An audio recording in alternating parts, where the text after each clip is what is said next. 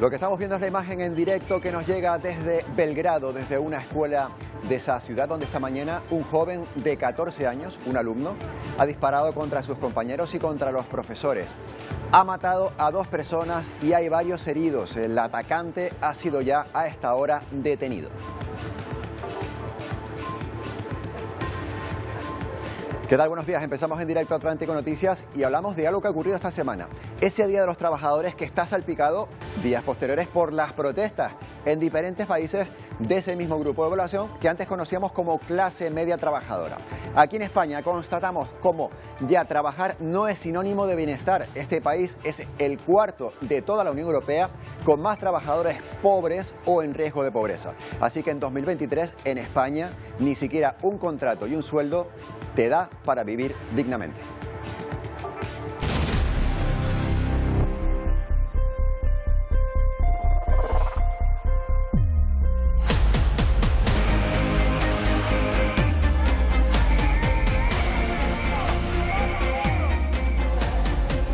En otras palabras, en España 2 de cada 10 personas con trabajo tienen problemas para llegar a fin de mes.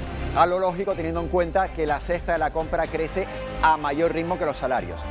No solo en España, ojo, en Reino Unido la inflación está disparada y allí quienes se manifiestan son los médicos del servicio público para que suban los sueldos. Igual ocurre con los jueces y los fiscales aquí en España.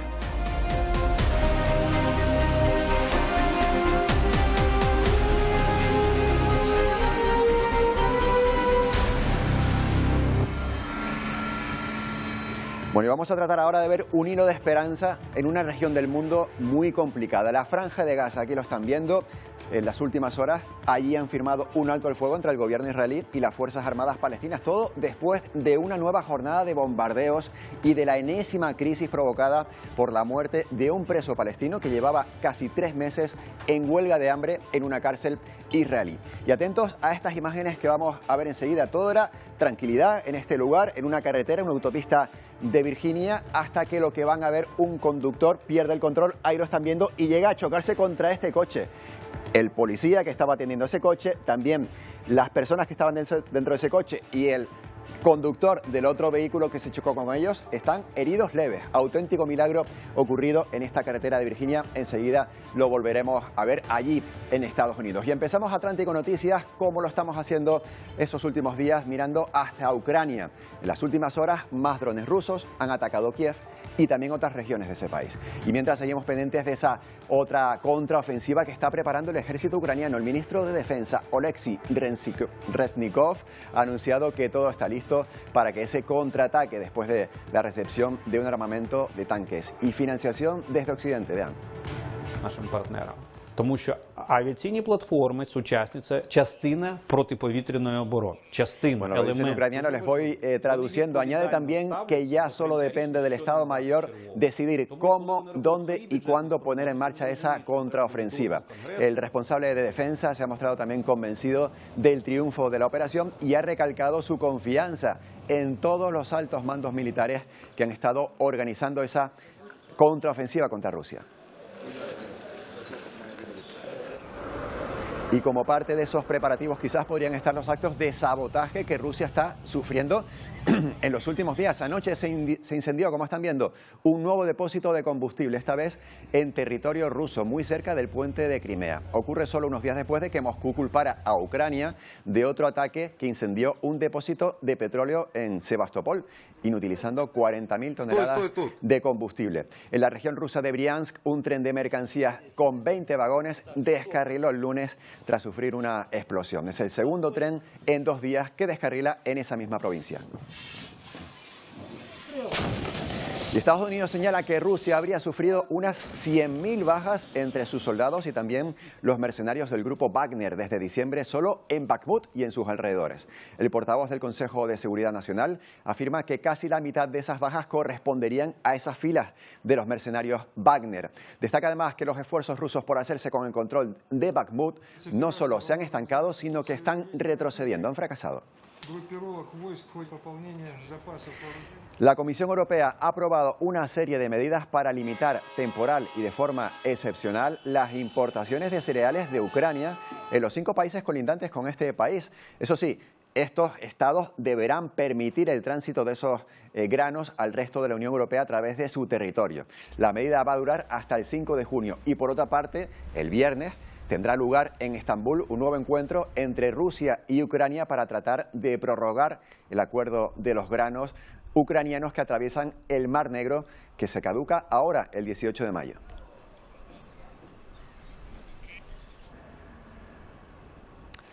Por cierto que hasta ahora van a ver la señal en directo que nos llega desde Helsinki, la capital de Finlandia, que se prepara para recibir al presidente de Ucrania, a Volodymyr Zelensky, que visita este país que acaba de entrar en la OTAN, recuerden, con una resolución firmada hace muy pocos días y que ya es miembro precisamente de esa organización. Aquí se espera que llegue Zelensky, la característica noria finlandesa, ahí en Helsinki la ven ahí al fondo. Aquí se espera que llegue Zelensky en las próximas horas.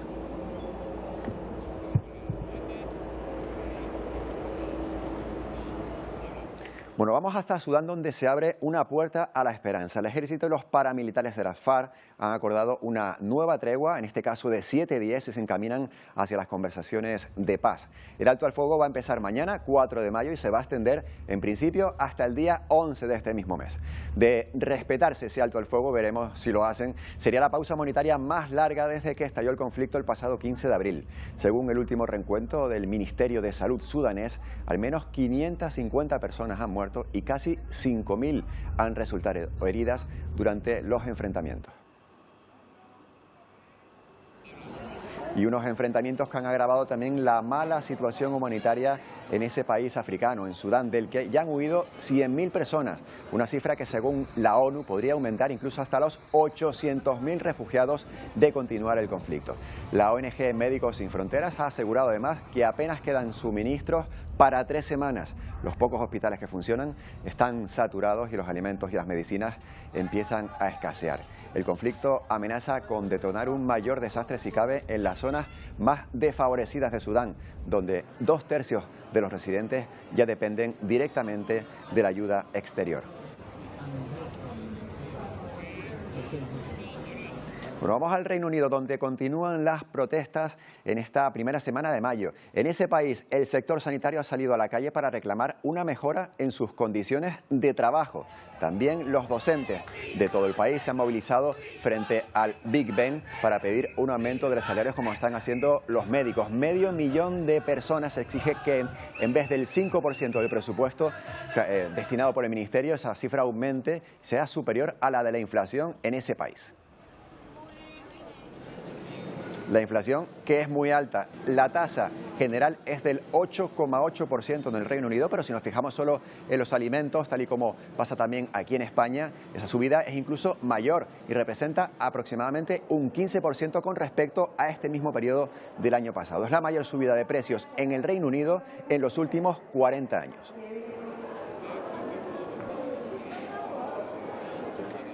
Y precisamente ayer conocimos la tasa de inflación del Eurostat, que prevé que se fije para el mes de abril. Este es del 7% en el conjunto de los países de la zona euro, pero por encima de esa media tenemos otros países en los que han subido los precios con respecto al año anterior. Están, por ejemplo, aquí lo están viendo, Italia con ese 8,8%, Alemania por encima del 7,5% y por debajo está Francia con ese 6,9%, y vemos en la cola, y en este caso de forma positiva, a España, que no llega al 4% en ese incremento. Eurostat señala, eso sí, que los alimentos van a subir en abril, o han subido ya, en un entorno del 13%. Y muy atentos también al anuncio que se espera que haga el Banco Central Europeo mañana jueves. Los expertos prevén una nueva subida de los tipos de interés. Será algo más moderada que las últimas ocasiones y los tipos se situarán en el entorno del 3,75%. Subirá también el Euribor y eso implica que haya que pagar más por las hipotecas, las que se firmen ahora y también las que se renueven de años anteriores. Y acabamos de ver protestas en el Reino Unido, pero hay muchas más también aquí en España. Escuchen. Yo tiro mi leche. Yo tiro mi leche. Son ganaderos andaluces que, como están viendo, tiran la leche para protestar por el funcionamiento de la cadena. Explican que si no firman unas condiciones que ellos consideran abusivas, no les recogen esa leche. Las grandes empresas les exigen precios más bajos, insisten, no pueden asumir.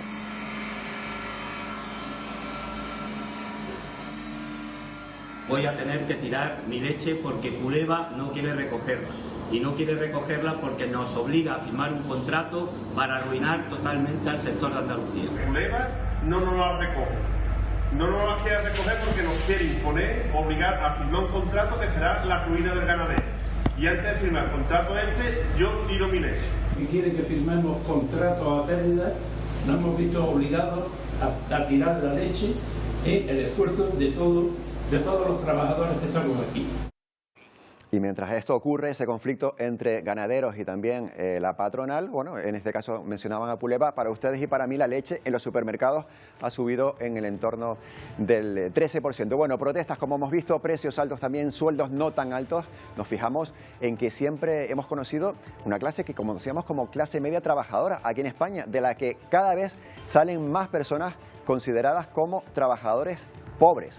Vamos a profundizar sobre este asunto con Luis Ayala Cañón, que es doctor en Ciencias Económicas y Empresariales y también catedrático de Economía. Buenos días. Buenos días, Antonio. Bueno, un dato para empezar, así en frío, España, según un estudio, es el cuarto país de la Unión Europea con más trabajadores pobres o en riesgo de pobreza. ¿Cómo lo explicamos esto en un país en el que ni siquiera tener un contrato y un sueldo te asegura tener ese cierto estado de bienestar? Sí, pues es una combinación de un mercado de trabajo que consigue crear poco empleo de calidad y luego combinada con una realidad de la protección social que realmente da poca cobertura a estos hogares vulnerables. Son hogares, repito, nuevamente, que trabajan pocas horas al año, que tienen remuneraciones insuficientes y sobre todo cargas familiares. Ahí las cargas familiares también es una de las claves porque se habla de que bueno, una persona está en ese umbral de la pobreza en España. Si su núcleo familiar no ingresa en el entorno de los 21.000 euros anuales, ahí claro, suman las dos personas si son un matrimonio, por ejemplo, que estén trabajando, pero también suman los hijos, me imagino, ¿no? Sí, claro. Los hijos aumentan las necesidades del hogar, lógicamente no en la misma proporción que los adultos. Lo que estamos asistiendo en los últimos años ya en un periodo largo, sobre todo el riesgo especial de las familias con hijos en nuestro país. Se habla también de que casi el 50%, bueno, por encima del 44% de las familias en España tienen dificultades para llegar a final de mes. ¿Esto se puede sostener en el tiempo? Pues es complicado, como vimos en la pandemia. En la pandemia lo que vimos es que se nos presentó de cara de manera cruel la cantidad de personas que viven al día y que no pueden hacer frente a estos gastos imprevistos, pues son personas que tienen contratos laborales cortos, salarios bajos, ¿no? Y cuando viene una época, digamos coloquialmente, de vacas flacas o un shock tan grande como fue el confinamiento y las restricciones, pues prácticamente el día a la mañana se quedan sin recursos económicos y sin protección social. ¿Cómo estamos con respecto a otros países de nuestro entorno? El otro día vimos un dato que decía que aproximadamente el 40% de los sueldos en España se va en impuestos y siempre aunque tuviésemos aquí en España sueldos más bajos que en otros países de la Unión Europea, siempre nos conformábamos o nos compensaba, digamos, que a lo mejor no teníamos tantos impuestos, pero ahora vemos que tenemos sueldos más bajos y también buena parte de nuestros sueldos se van con los impuestos. ¿Cómo están otros países de nuestro entorno para buscar un modelo en el que fijarnos? Bueno, a ver, el problema de los impuestos no es que tengamos un nivel excesivo comparado con otros países, ¿no? Al principio hablabas de las clases medias o de los grupos medios de renta y realmente lo que marca la diferencia entre un país como España y otros países europeos es que el sistema de prestaciones e impuestos fortalece menos a la clase media que en otros países. Fijaos, en España más o menos podemos hablar que en este grupo de rentas medias hay como un 58, menos del 60% de la población. En los países nórdicos el 70%, en Francia el 68%, y la gran diferencia es cómo juega el sistema de impuestos y prestaciones en esos otros países mucho más a favor de estas clases medias, evitando esos saltos hacia la pobreza que antes comentabas. Claro. Y por último, hemos visto, buscando medidas de cómo se puede solucionar esto, bueno, hemos visto recientemente, pues por una parte, la reforma laboral introducida por este gobierno, mucho más recientemente la reforma de la ley de la... Bueno, la reforma no, la nueva ley de vivienda estatal, que no había una ley de vivienda estatal en todo lo que llamamos de democracia. ¿Son medidas destinadas a ese bienestar de la clase media trabajadora? ¿Podemos confiar en ellas? son medidas que fortalecen la clase media en todos los países, ¿no? Nuestros problemas vamos a llamarlo, de desarrollo social o de inclusión social giran en torno al mercado de trabajo y vivienda, ese núcleo duro que en muchas zonas de España produce exclusión, y todo lo que sea avanzar en fortalecer derechos y acceso a vivienda y a un salario suficiente, pues va en una buena dirección. La verdad es que es muy difícil atinar, ir contra la realidad de los mercados cada día. Pero, repito, son medidas que nos encaminan un poco en la misma dirección que han tomado desde hace tiempo otros países europeos. Pues Luis Ayala Cañón, muchas gracias por habernos atendido. Gracias a vosotros. Gracias, buenos días. Bueno, seguimos. Este miércoles el presidente de Colombia está aquí en España. Es la primera visita a este país. Ayer tuvo un recibimiento muy caluroso por parte de sus connacionales, por los colombianos que viven en Madrid. Con esta visita, Gustavo Petro espera robustecer las relaciones con España. Desde Madrid, Petro ha lanzado, eso sí, un mensaje ante la agitación social que sus reformas han causado en su país. En Colombia, los cambios son necesarios, ha dicho. Ningún cambio se puede presentar en una sociedad si no hay un respaldo popular. A esos cambios no se pueden imponer. Y el llamado a la presencia de la población en las calles, en las plazas, no es un llamado a la violencia, al contrario. Entre más se pueda expresar la población pacíficamente, menos violencia habrá en el país. Y a las 11:18 aquí en Canarias, 12:18 ahí en Madrid, vemos cómo Gustavo Petro está siendo recibido en el Congreso de los Diputados. Ahí está hablando con algunas de las ministras, también con la presidenta del Congreso, si no me equivoco, la persona que está de espaldas. Hoy su agenda tiene previsto también reunirse con el rey, con Felipe VI y también con Pedro Sánchez.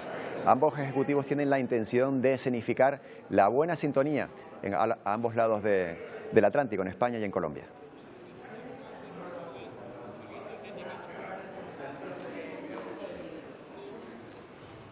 Bueno, ha llegado el día 3 de mayo. Esta jornada estaba marcada en los calendarios con esa reunión entre los representantes de la mayoría de las asociaciones de jueces y fiscales de la Administración de Justicia y también de los ministerios de Hacienda y de Justicia.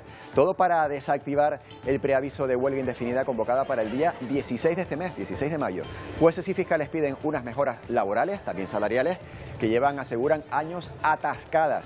El Gobierno ha lamentado la convocatoria de esta huelga para dentro de 2 semanas, a sabiendas de que estaba convocada previamente ya esta mesa negociadora.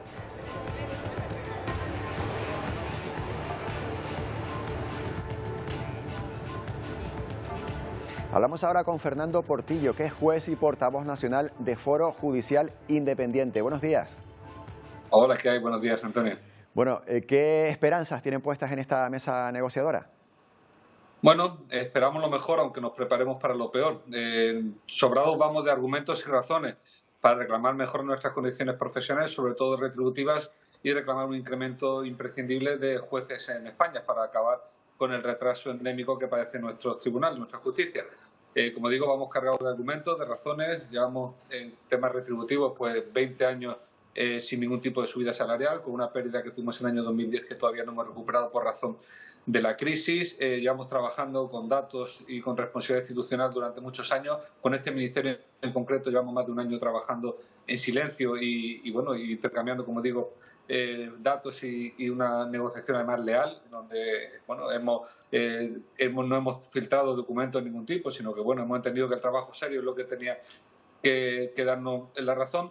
Y parece ser que no bastaba, ¿no?, con ese trabajo serio, como decía, y al final hemos tenido que poner sobre la mesa lo que parece que el único lenguaje que el poder político entiende, que es el de la presión por una huelga indefinida. Con el letrado de Administración de Justicia hemos visto que eso ha funcionado. Pues hemos tenido que recurrir al mismo sistema en la esperanza y en el deseo de que no sea necesario, claro. Por ahí va precisamente la siguiente pregunta. Estamos a día 3 de mayo, tenemos margen, 13 días por delante hasta ese 16 de mayo, que es cuando está convocada la huelga. ¿Usted cree que se podrá evitar esa huelga? Sin duda alguna, si la voluntad del Ejecutivo es la que tiene que ser, hay tiempo más que de sobra para comprobar su predisposición, como digo, a mejorar nuestras condiciones profesionales, especialmente la retributiva, y, como digo, ampliar la plantilla de jueces en España, al menos un compromiso serio y firme en ello.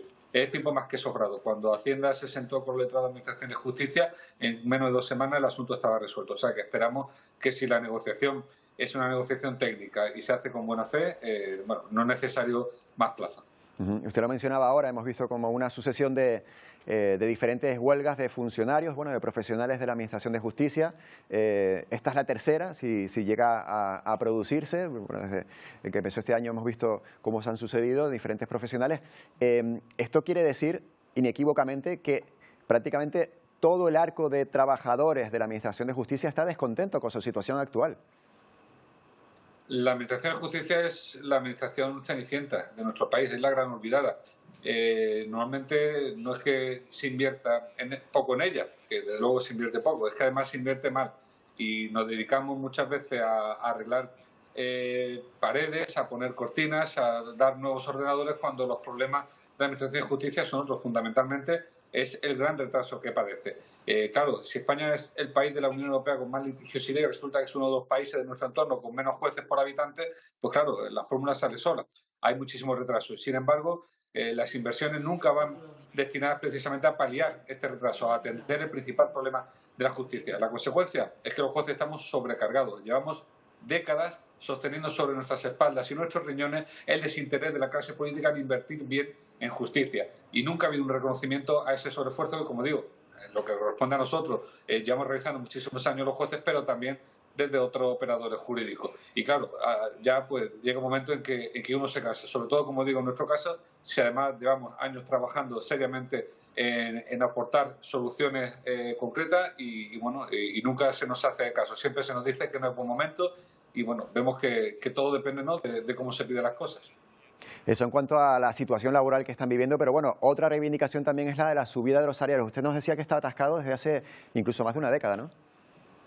Correcto, desde el año 2020 no se produce una subida real en los salarios de los jueces y magistrados.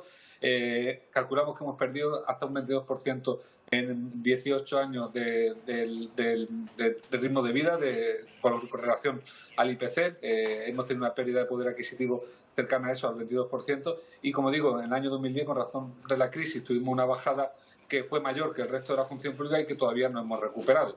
Además, cobramos la guardia en muchísimos juzgados y tribunales a menos de €1 a la hora, da igual además que sea Navidad o que sea festivo, y como digo, además soportamos en la inmensa mayoría de juzgados y tribunales españoles una sobrecarga de trabajo que, como digo, se queda en nuestras espaldas, con el consiguiente estrés laboral, con el consiguiente afectación a nuestra salud de trabajo y, como digo, el deterioro que en el servicio prestamos al ciudadano como consecuencia de ese retraso. Pues Fernando Portillo, gracias por habernos atendido. Que vaya muy bien esa mesa de negociación y que no lleguemos a esa huelga del 16 de mayo. Por ustedes, pero bueno, también por nosotros, por las personas que podríamos sufrir las consecuencias de esa huelga. Gracias. No la queremos, eso por descontado. Somos una profesión fundamentalmente vocacional y nos duele el justiciable, con lo cual confiamos, estando la pelota en el tejado del Ejecutivo, que no nos haga llegar a él. Muchas gracias. Buen día. Bueno, más conflictos laborales. En este caso, en Estados Unidos, los guionistas de Hollywood están llamados a la huelga, la primera en 15 años. El sindicato de escritores asegura que no hay acuerdo para mejorar las condiciones tras 6 semanas de negociación con 8 de los grandes estudios hollywoodienses. La máquina de creación y producción cultural más grande del planeta se para desde hoy por primera vez desde 2007 con protestas a las puertas de los 8 principales estudios. Los alrededor de 11.500 guionistas de cine y televisión de Hollywood se ponen en huelga para protestar por unas condiciones laborales y salariales que consideran injustas y desfasadas.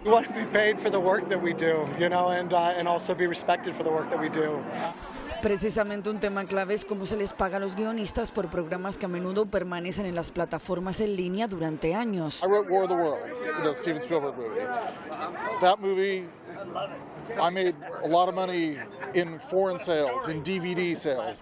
También preocupa el impacto futuro de la inteligencia artificial en los guiones. And the producers are going to take advantage wherever they can. You know, they can generate AI content for cheap or for free. La medida pone en aprietos a todo el sector del entretenimiento de ayer y de hoy, tanto que incluso la Casa Blanca ha pedido que lleguen a un acuerdo, y todo ello cuando la industria trata todavía de recuperarse de los efectos de la pandemia. En 2007 los guionistas estuvieron en huelga 100 días, lo que tuvo un impacto estimado de alrededor de $2.000 millones para la industria. Y vean ahora la forma que tienen unos maestros en Bolivia de llamar la atención sobre sus demandas.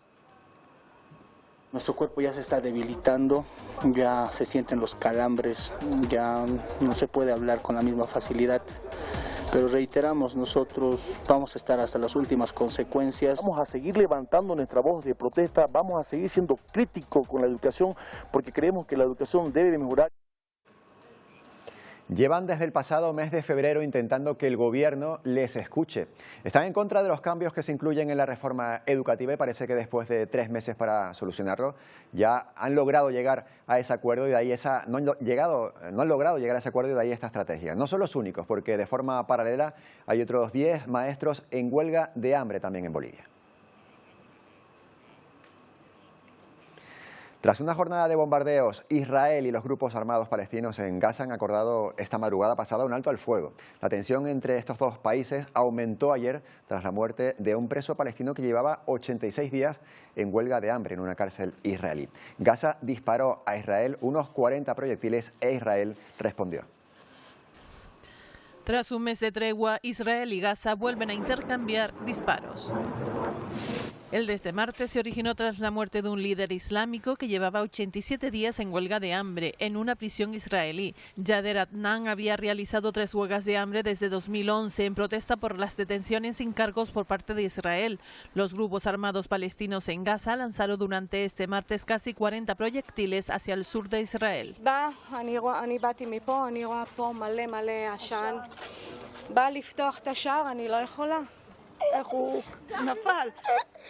קודם נפל קסאם, אחר כך היה אזעקה, ואין לך זמן אפילו לברוח לממ"ד. Israel esperó al anochecer para responder. Sus aviones atacaron 2 puestos militares, campos de entrenamiento, 3 fábricas y un almacén de armas, un túnel subterráneo y una fábrica de cemento usada para mantener las infraestructuras del movimiento. طبعا الوضع مأساوي جدا زي ما انت شايف قصف ترويع مواطنين اغلاق البلد احنا عاده بنشتغل يعني اصحاب محلات او بنشتغل موظفين. Sobre las 3:30 de esta madrugada, Israel y los grupos armados palestinos en Gaza acordaron un alto el fuego. Estos últimos años han producido varios repuntes de violencia entre Israel y las milicias de Gaza. En mayo de 2021 fueron 11 días de bombardeos, fallecieron casi 300 personas y en agosto de 2022 3 días de ataques acabaron con la vida de 50 personas en Gaza.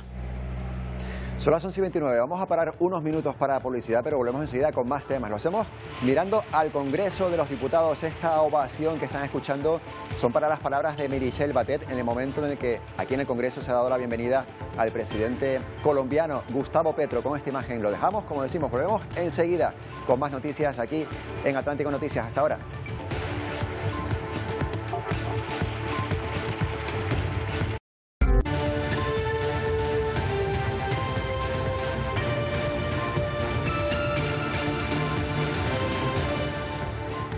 Son las 11:34 minutos, seguimos en directo en Atlántico Noticias y vamos a esta imagen que nos llega, que está sucediendo ahora mismo en Belgrado. Comenzamos el programa hace un momento diciéndoles que un menor de 14 años, un alumno, había disparado y matado a 2 personas, pues el número de víctimas ha ascendido, por desgracia, ya son 9 los fallecidos, 8 de ellos alumnos por este ataque y también hay 15 heridos. El atacante, eso sí, en este lugar, en Belgrado, ha sido detenido por las fuerzas de seguridad.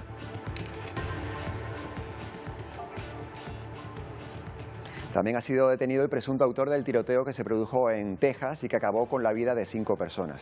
Tras 4 días en busca y captura, el presunto asesino pudo ser arrestado después de que un ciudadano diera un soplo al FBI sobre su paradero. El sujeto fue localizado escondido en un armario a pocos kilómetros de donde había perpetrado esa masacre. Francisco Oropesa, que es como se llama, tiene 38 años y estaba desde el pasado viernes disparando con su fusil en el jardín de su casa cuando uno de sus vecinos le pidió que dejara de hacerlo, que dejara de hacer ese ruido porque era muy tarde y no podían dormir. El hombre respondió irrumpiendo en la vivienda de ese vecino y acabando presuntamente con la vida de 5 personas. Bueno, retomamos la información en Virginia, donde a un policía de carretera le ha pasado esto que van a ver. Había parado, ahí lo ven, a un vehículo, pero fue otro el que viene por allí, cuidado, en sentido contrario, perdió el control del vehículo y casi lo atropella. Solo tuvo heridas menores este policía, también heridas menores para los ocupantes de ese vehículo que han visto ahí, que acabó pues chocado contra la valla, y también heridas menores para el conductor del otro vehículo, el que pierde el control y, como están viendo, choca con el vehículo que estaba parado. En total, todos los ocupantes de los diferentes vehículos, heridas menores. También, como ven, el policía salió casi ileso, tuvo que ser atendido, pero bueno, por suerte salvó la vida de forma milagrosa.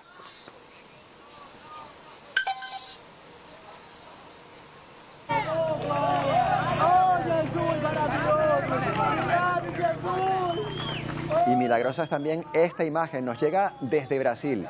Es el rescate con vida de un bebé después de que un edificio se derrumbara en Río de Janeiro. El esfuerzo titánico de los bomberos brasileños y los perros de rescate, también brasileños, logró salvar la vida a varias personas más. Al menos una murió en el incidente y 5 resultaron heridas.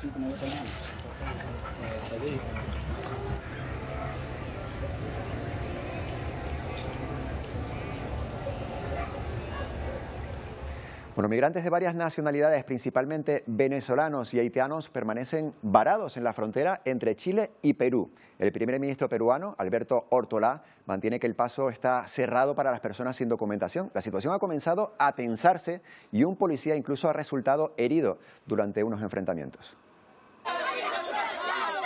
Armados con piedras y palos, intentan una vez más cruzar sin éxito la frontera. Primero se enfrentan a la policía, para más tarde cortar la carretera, provocando la indignación de los conductores. Debería esto ser solucionado por los países, ¿sí? Y yo creo que aquí el corredor humanitario debería estar apoyando. Es necesario. La mayoría son migrantes venezolanos sin documentación. Desde hace más de 2 semanas, más de 200 personas están varadas en el desierto de Atacama. Chile les impide retornar y Perú cruzar a su territorio para regresar a su país. Entre los bloqueados en la frontera hay familias con niños y personas en situación de alta vulnerabilidad. Las autoridades, como el alcalde de Yadara de Los Palos, advierte de que su presencia está generando inseguridad en la zona. Últimamente hemos tenido bastantes incidentes registrados en que los ciudadanos extranjeros se han estado metiendo a las chacras, a las casas sin ninguna autorización. Un agente ha resultado herido durante los enfrentamientos y las autoridades piden ayuda para buscar una solución. El Departamento de Defensa de Estados Unidos informó este martes de que enviará 1.500 soldados a la frontera sur de su país ante la esperada llegada de una nueva ola de migrantes con la caída del título 42. Da más detalles Julia Arriera. Estados Unidos enviará 1.500 militares adicionales de manera temporal a la frontera sur del país. Así lo informó el martes el Departamento de Defensa en un comunicado. El objetivo es dar respuesta al previsible aumento en las llegadas de migrantes cuando queda poco más de una semana para que expire el título 42, una orden de salud pública implementada en la pandemia y que permite enviar a México a los solicitantes de asilo que llegan a la frontera. Más de 2,4 millones de migrantes llegaron a la frontera de Estados Unidos en el último año. Muchos de ellos son originarios de América Latina, pero también de países del Caribe, África, Ucrania y otros lugares. Ahora las autoridades fronterizas se preparan para implementar el título 8, que seguirá aplicando a partir del próximo 11 de mayo, cuando expire el título 42. Todo esto mientras emigrantes que se acercan a la frontera para ingresar al país de manera legal reportan fallos en la aplicación CBP One, la que permite agendar citas con los servicios de inmigración. Y cada una de esas personas que tratan de llegar a un país donde ellos consideran que pueden estar mejor es una historia. Hoy nos fijamos en la de un menor, la historia de Elvin, un niño hondureño que tuvo que recorrer muchos kilómetros a pie y en tren en busca de una vida más cómoda.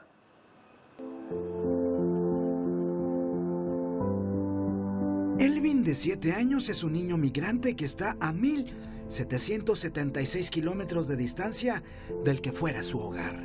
En Honduras, no ha tenido una infancia llena de alegría, sino todo lo contrario. En la celebración del Día del Niño, en su mundo, no existían los juguetes. Lo primero era alimentar su estómago. Junto con su padre, abandonaron su país de origen para escapar de la miseria, rumbo a otra nación en busca de una vida mejor. Que todo mi amigo tienen pelota y yo no. No es posible tener que dejar de comprar el alimento para poderles comprar un juguete. Muchos niños en el mundo reciben un regalo el 30 de abril, pero este pequeño migrante, como otros muchos más, se preocupa más por tener algo que comer, pero aún así anhelan un juguete que los haga feliz, aunque sea un momento. Pues sobre el país de origen de ese niño queremos hablar hoy, sobre Honduras. Hace unos días la Asociación Canaria con Honduras presentó un libro titulado Vivencias Compartidas. Lo que se recaude con la venta de ese libro irá directamente destinado a los niños de Tegucigalpa, concretamente a su atención escolar y sanitaria.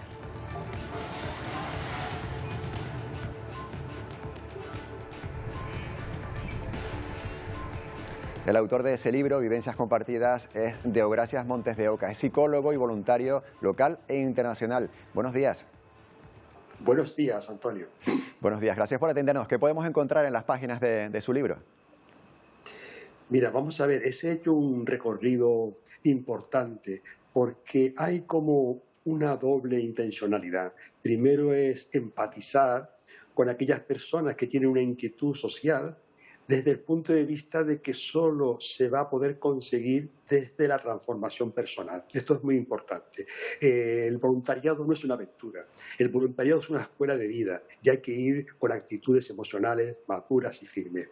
Yo les puedo adelantar que la experiencia es muy curiosa porque de pasar a querer llegar mensajes interesantes como esta formación académica del primer mundo, ahí te puedes encontrar con algo maravilloso, que son actitudes que realmente no tienes entre nosotros. Allí la penuria, allí las necesidades se convierten en acogida, en cariño. Yo vuelvo, insisto, el voluntariado es escuela de vida.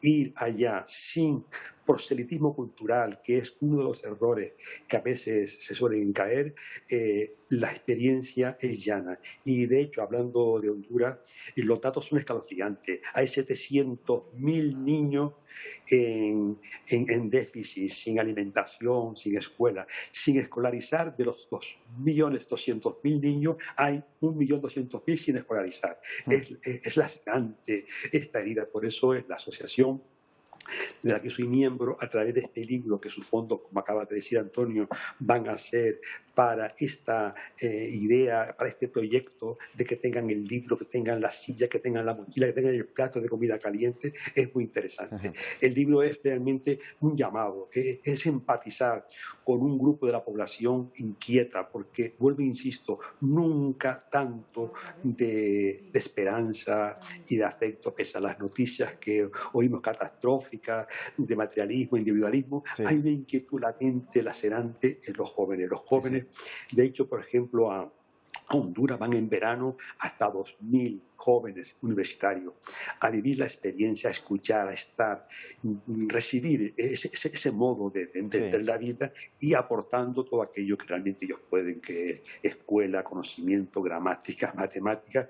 Y de hecho han salido personas interesantísimas. Tenemos maestros, tenemos psicólogos, profesionales que han salido de esas escuelas donde la asociación hace llegar sus fondos. Precisamente destinándonos a los jóvenes o los no tan jóvenes que tengan esa inquietud del voluntariado, ¿cuál es ese primer paso que tienen que dar? A lo mejor ellos no tienen ese conocimiento de qué puerta tocar, qué tecla tocar para ser voluntarios.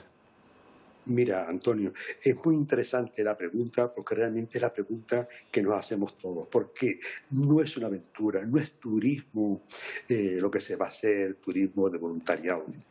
Hay que ir con una actitud de aprendizaje.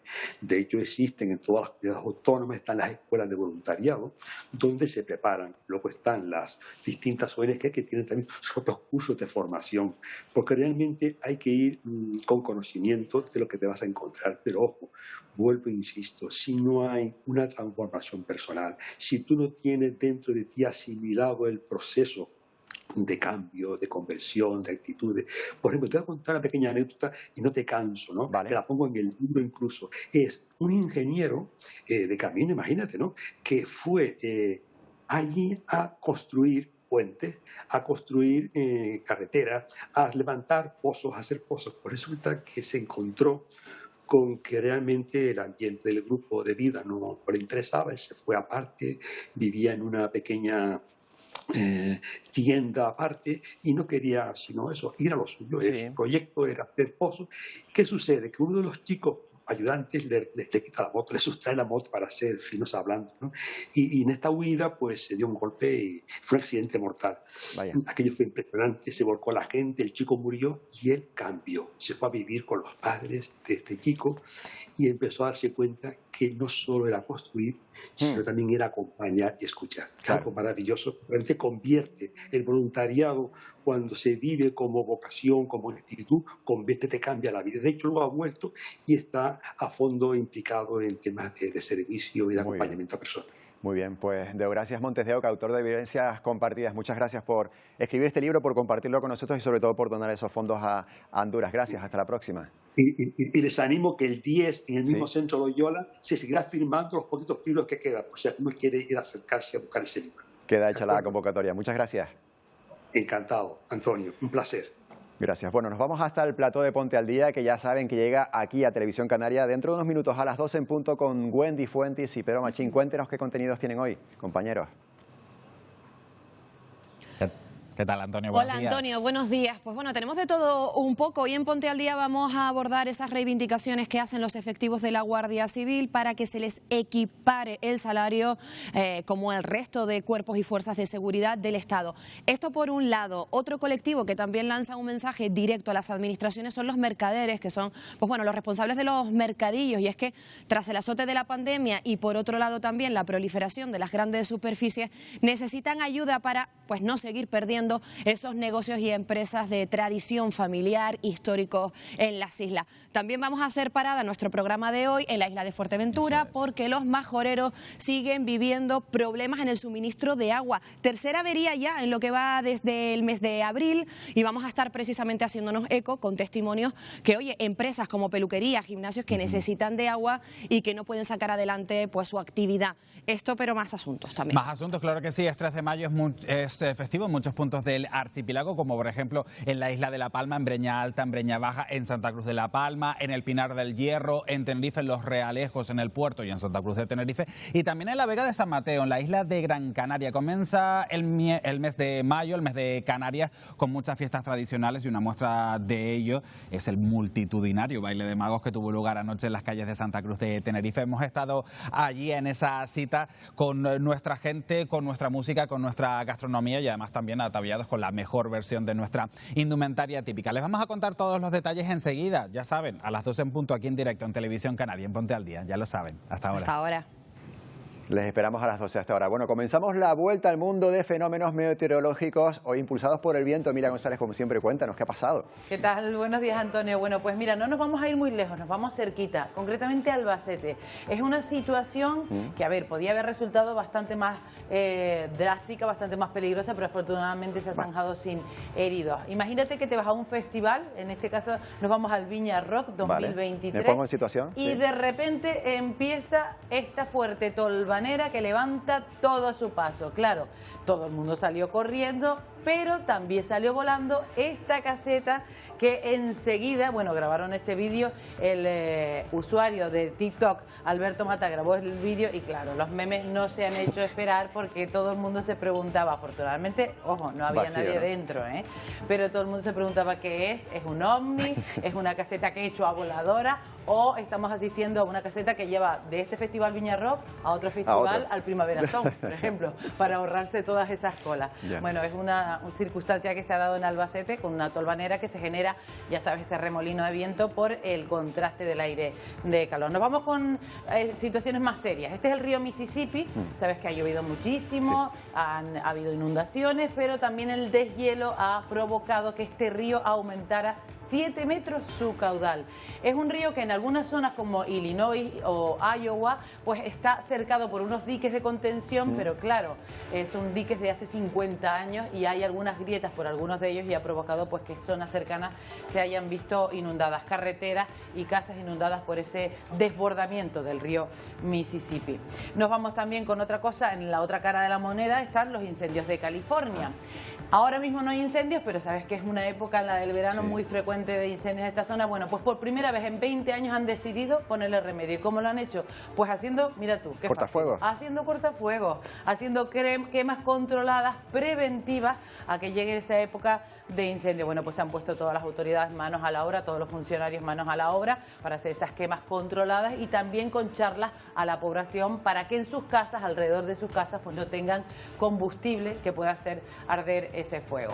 La verdad es que era algo que no había que esperar 20 años. Era necesario, bueno. a ver si funciona. Bueno, abrimos subsección de animalitos, ¿no? Venga, nos vamos con animales porque imagínate lo que pensaría este profesor de un colegio de primaria al oeste de Virginia. Ahora lo vamos a ver enseguida porque esto sigue siendo aquí mismo. Oyó ruidos en el contenedor, oyó ruidos, se acercó y de repente se ve un tremendo oso que no es nada pequeñito saliendo del contenedor de basura. Yo no sé quién estaba más asustado o si le dijo feliz cumpleaños, pero lo cierto es que el hombre se tiene que agachar para coger resuello del susto que se llevó. Mira, y otra de animalitos. Nos vamos con otro animalito que en este caso es un regalo. Mira, es un regalo de Turquía a México. ¿Y por qué? Pues porque México contribuyó a las labores de rescate de ese terremoto que se llevó por delante 50.000 personas en Turquía, y allí se llevó a Proteo. Proteo era un perro mexicano rescatista que colaboró en esas labores. Bueno, pues falleció en los escombros y ahora Turquía le ha devuelto pues ese en agradecimiento a este pequeño pastor alemán que también va a ser rescatista y que no tiene nombre. Están haciendo sondeos para ponerle un nombre porque todavía no lo tiene. Proteo significa protejo. Muy bien, pues fantástico. A ver qué nombre le ponen, estaremos pendientes y también estamos pendientes de la previsión del tiempo para mañana. Estamos pendientes porque ha llegado un poquito más de fresquito y han llegado las nubes. Y alguna gotita que otra puede llegar. Mira, imagen hoy distinta a la de ayer, hoy con más nubes. Nubes altas en Fuerteventura, en Lanzarote, sin mayores consecuencias, pero nubes bajas en el entorno del norte de La Palma, este de La Palma y también por la cara norte de la isla de Tenerife y de Gran Canaria. Esto que indica humedad que va llegando desde el norte. ¿Y por qué llega esa humedad? Pues vamos a verlo en el siguiente mapa de Meteorred, porque el viento ha empezado a girar de componente norte y ahora se va a posicionar a nordeste, es decir, el anticiclón de las Azores se va a situar un poquito más abajo, pero en su giro nos va a dejar ese viento del nordeste que nos trae toda la humedad del Atlántico, va a acumular nubes al norte y no se descarta incluso alguna gotita, ¿eh? Ojo que esta noche hay fuegos artificiales en muchos puntos del archipiélago. Para mañana, ¿qué está previsto? Pues mañana esa nubosidad se va a acumular en el norte de las islas con mayor relieve, alguna gotita podría caer, poco importante, cielos más despejados en el sur, con posibilidad de nubes altas que tampoco van a tapar el sol, con temperaturas que ayer teníamos 32, hoy tenemos 29, mañana tendremos un poquito menos, de 27 para abajo, viento moderado del nordeste y una situación marítima un poquito más revuelta en el norte, pero de resto bastante estable, o sea, tiempo primaveral que es el que corresponde. El que corresponde para el día de mañana. Gracias, Emilia. Venga, hasta mañana. Bueno, imagen en directo, con esta nos vamos a ir, estamos pendientes de ese tiroteo en Belgrado, la capital de Serbia, donde un alumno de 14 años ha entrado en un centro educativo y ha disparado a sus compañeros y profesores. Ha matado ya a 9 personas, 9 fallecidos confirmados y hay 15 heridos más. El atacante, insistimos, es un menor de 14 años de edad que entró en el centro escolar donde estudiaba y disparó contra profesores y alumnos. 9 fallecidos. Con esta imagen lo dejamos. Ya saben que estamos muy pendientes de lo que ocurre en Belgrado, también en otros lugares del mundo, también aquí en Canarias. Más información la tendrán a las 2:30 en el Telenoticias 1. Hasta mañana.